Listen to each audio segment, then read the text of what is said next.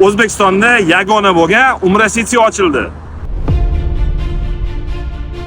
Birinchi qavatda operatorskiy xona joylashgan. Abdurahmon bu yerda nima qilsa bo'ladi? Yo'llardaqa umrani 4 xil, 5 xil paketlarni olib bemalol maza qilib ziyorat qilib kelsa bo'ladi. Ajoyib qulaylikga ega ekan. Ikkinchi qavatda bo'lsa, Saudiyadan keltirilgan oziq-ovqatlarning do'koni. Agar umraga ketmoqchi bo'lsangiz, mursko yoki bo'lmasa jenskiy kiyim-kechak do'konlari.